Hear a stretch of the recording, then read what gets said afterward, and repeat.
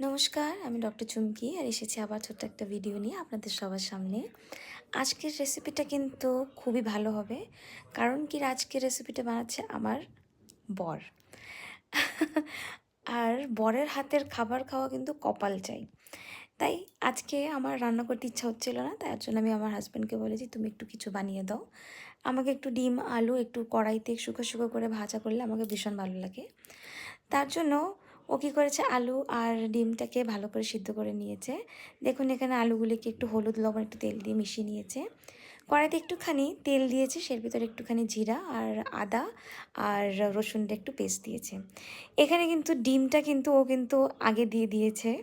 কারণ কি, ডিমটা ওর কিন্তু আগে ভাজতে হতো। কারণ আমি যে ভিডিও তুলছি তার জন্য ও একটুখানি নার্ভাস হয়ে গেছে। কিছু কিন্তু কেউ মনে করবে না। এখানে কিন্তু ডিমগুলিকে আপনারা আগে ভাজবেন আর তারপরে কিন্তু জিরা ফোড়ন দিয়ে আদা রসুনটা দিয়ে একটু পেঁয়াজটাকে ভালো করে ভেজে নেবেন। তারই পাশে এখানে একটুখানি টমেটো অ্যাড করবেন আর একটুখানি কাঁচা লঙ্কা, যেটা ও কেটে রেখেছিল।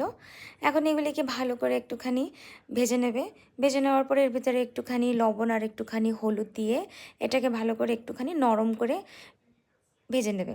তারপরে কি করবে, এটার ভিতরে একটুখানি ও দেবে একটুখানি লাল মরিচের গুঁড়ো।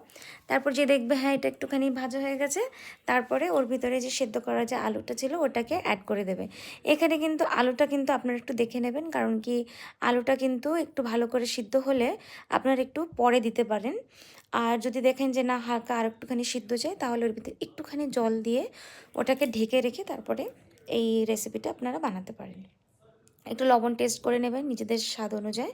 তারপর যেই দেখবেন কি হ্যাঁ আলুটা ভাজা হয়ে গেছে, তারপরে এর ভিতরে যে ভেজে রাখা ডিমগুলোকে দিয়ে দিলাম একটুখানি ভেজে, ওর উপর থেকে একটুখানি এই মানে ধনেপাতাও দিয়ে দিলে কিন্তু স্বাদটা কিন্তু আরও বেশি ভালো লাগে। দেখুন কালারটা কত সুন্দর এসেছে।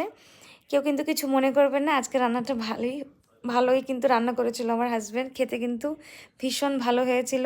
আপনারা কিন্তু নিশ্চয়ই ট্রাই করবেন, এটা আমার হাসব্যান্ডের রেসিপি।